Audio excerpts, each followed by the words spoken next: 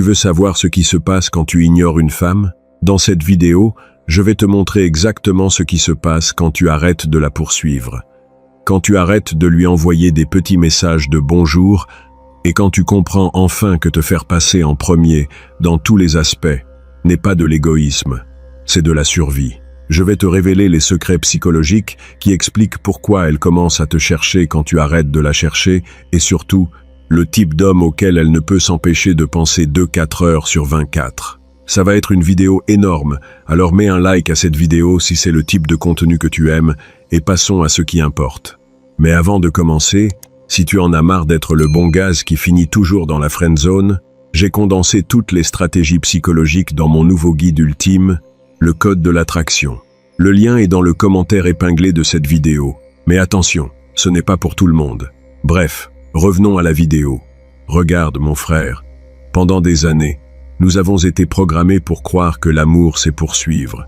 Qu'être romantique signifie être disponible 24 heures sur 24, que démontrer de l'intérêt c'est la bombarder d'attention constante. Mais je vais te dire quelque chose qui va paraître dur. C'est exactement ce qui te tue dans le jeu de la séduction. Pense-y une seconde.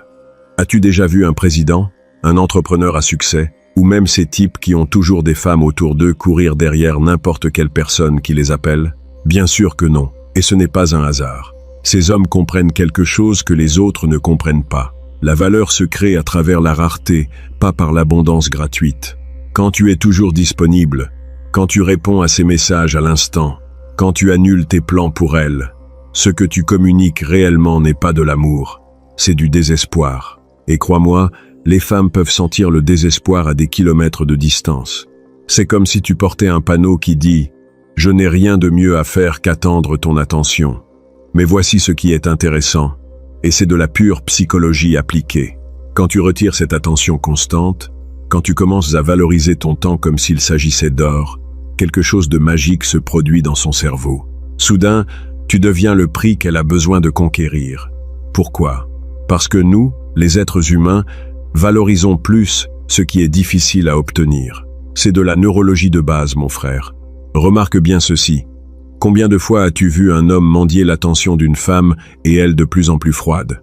Et au contraire, as-tu remarqué comment ces femmes qui t'ignoraient avant commencent à te chercher juste au moment où tu n'es plus intéressé?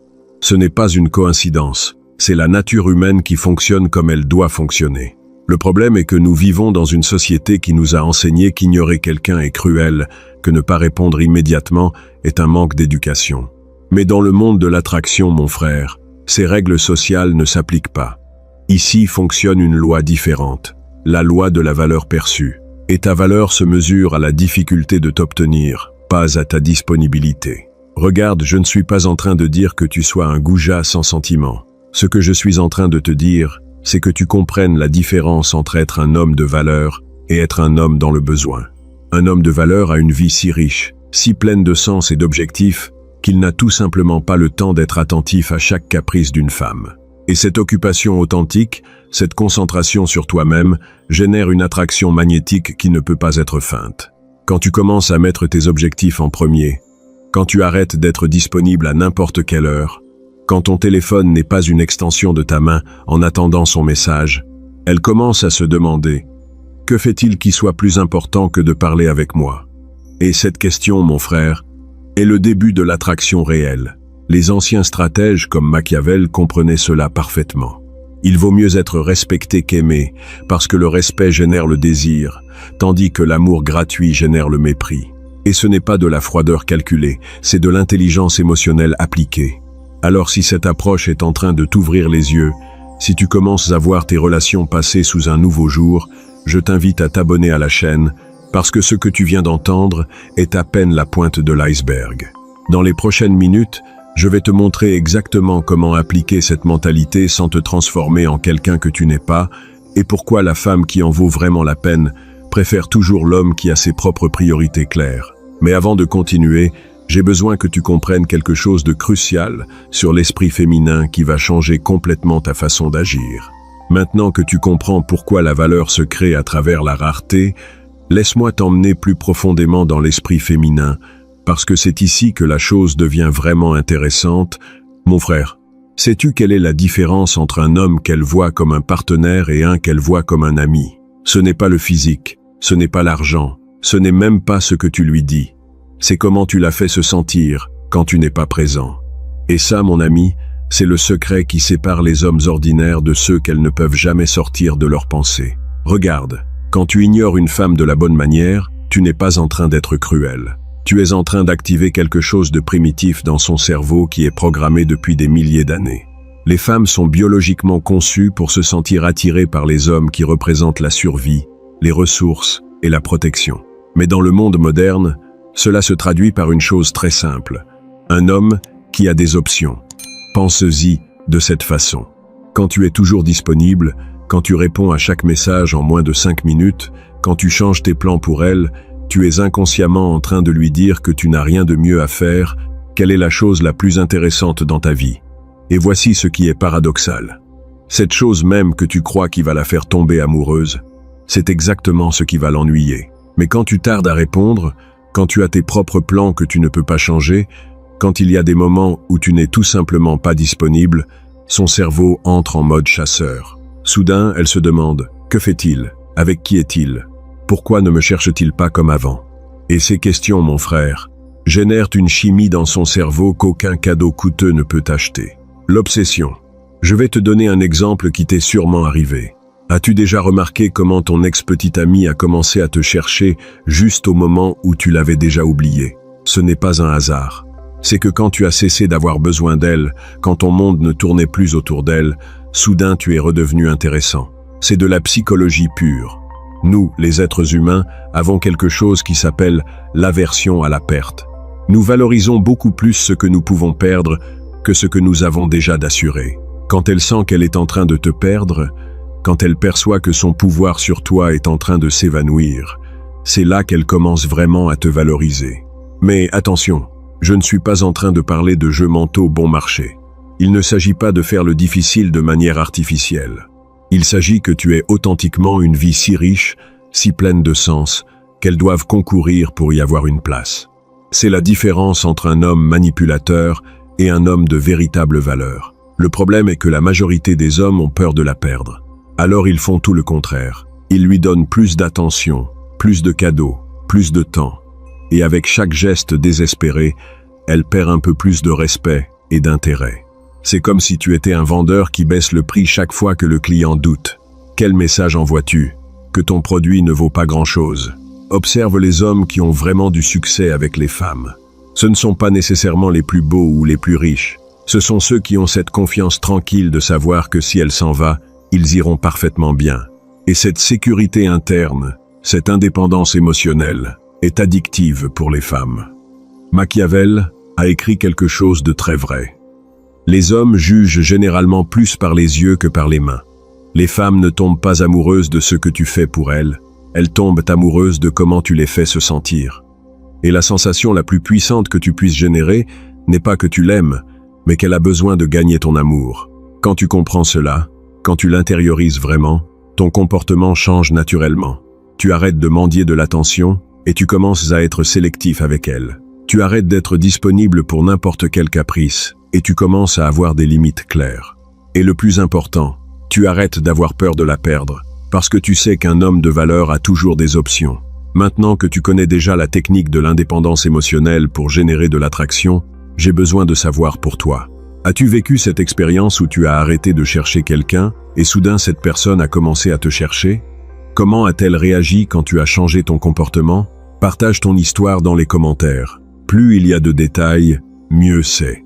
Je lis chaque expérience parce que ça m'aide à comprendre ce qui fonctionne le mieux dans différentes situations. Mais voici la partie qui va vraiment changer ton jeu, et c'est quelque chose que très peu d'hommes comprennent sur comment fonctionne la validation féminine. Maintenant, je vais te révéler le secret sur la validation féminine, qui va changer complètement ta façon de te lier aux femmes. Mon frère, parce qu'il s'avère que les femmes sont des expertes détectrices de mensonges émotionnels et peuvent sentir la fausseté à des kilomètres de distance. T'est-il déjà arrivé que tu essaies de faire l'intéressant, l'occuper, mais qu'à l'intérieur tu sois désespéré pour son attention?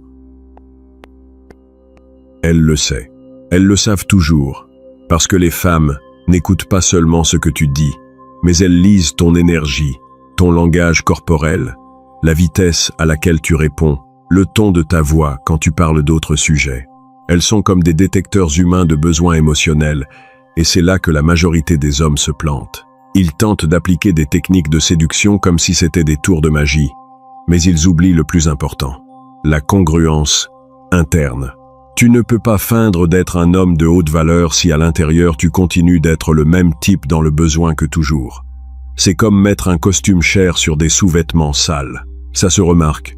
Regarde, quand une femme sent que tu n'as pas réellement besoin d'elle, quand elle perçoit que ton bonheur et ton humeur ne dépendent pas d'elle, quelque chose de puissant se produit dans son cerveau. S'active ce que les psychologues appellent la théorie de la réactance. Fondamentalement, quand quelque chose qu'elle pouvait obtenir facilement auparavant devient rare ou inaccessible, elle le valorise automatiquement plus et le désire avec une plus grande intensité. Mais cela ne fonctionne pas si c'est une comédie. Ça doit être réel. Tu dois en arriver au point où tu sois authentiquement bien avec ou sans elle. Et ça, mon ami, ça s'obtient seulement quand tu as une vie si riche, si pleine de sens et d'objectifs, qu'elle n'est qu'une partie de ton monde, pas le centre de celui-ci. Je vais te raconter quelque chose qui m'est arrivé il y a des années et qui m'a ouvert les yeux. Il y avait une femme qui me rendait fou, mon frère. Je lui écrivais tous les jours. J'étais attentif à chaque détail. Je faisais tout ce que je croyais qui allait la conquérir. Le résultat, de plus en plus froide, plus distante, jusqu'à ce qu'un jour, fatigué de la situation, j'ai tout simplement arrêté de la chercher. Pas par stratégie, mais parce que je n'en pouvais plus. Sais-tu ce qui s'est passé? 3 jours plus tard, elle m'a écrit en me demandant si j'allais bien. 1 semaine plus tard, elle m'a invité à sortir. 1 mois plus tard, c'était elle qui me poursuivait. Qu'est-ce qui avait changé? Mon besoin. Quand j'ai cessé d'avoir besoin d'elle, c'est devenu elle qui avait besoin de moi. C'est ce que tu dois comprendre. L'attraction n'est pas logique. Elle est émotionnelle. Et les émotions répondent à des modèles très spécifiques. L'un de ces modèles est l'intermittence.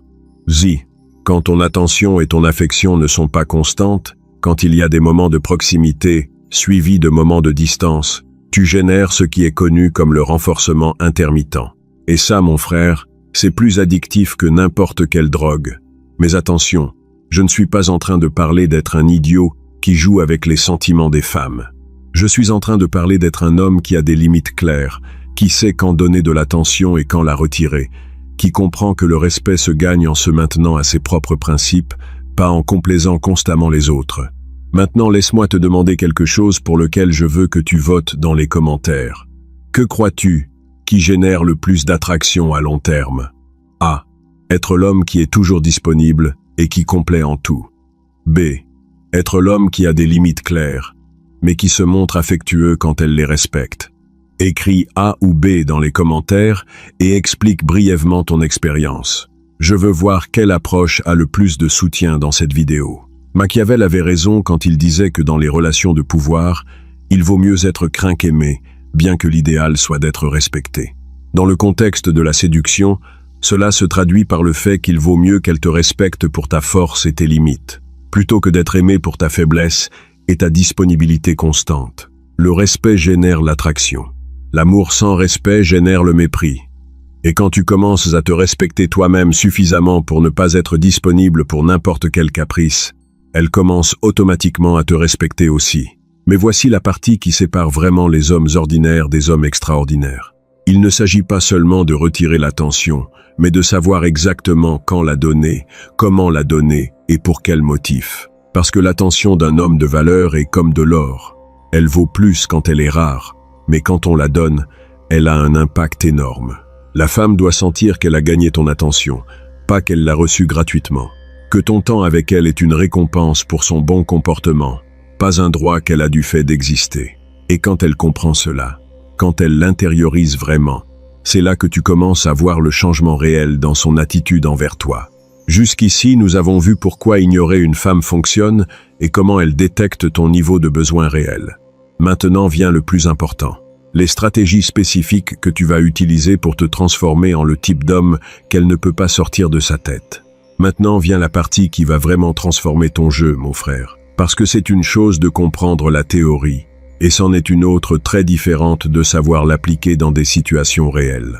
Je vais te donner les stratégies spécifiques qui séparent les hommes qui dominent les relations de ceux qui finissent toujours par mendier de l'attention.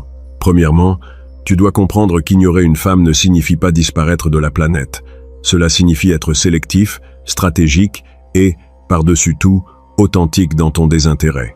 Quand elle t'écrira ce message typique de « Comment vas-tu ?», tu n'as pas à répondre immédiatement. Mais quand tu répondras, fais-le avec de la substance, pas avec des monosyllabes d'hommes rancuniers. La clé réside dans le fait de démontrer que tu as une vie intéressante sans avoir besoin de t'en vanter. Par exemple, si tu mets 2 heures à répondre, que ce soit parce que tu étais réellement en train de faire quelque chose de précieux, en train de t'entraîner, de travailler sur un projet, avec des amis, en train d'apprendre quelque chose de nouveau, pas parce que tu étais en train de regarder des séries sur le canapé en comptant les minutes pour faire l'occupé. C'est ici que la majorité se trompe. Ils confondent être stratégique avec être faux, et les femmes, comme je te l'ai déjà dit, détectent la fausseté à l'instant. Si ta vie est ennuyeuse et vide, remplis-la d'abord de sens, ensuite applique les stratégies. C'est comme tenter de vendre une maison qui tombe en ruine. Tu peux la peindre de l'extérieur, mais les fondations sont pourries. Deuxième point crucial.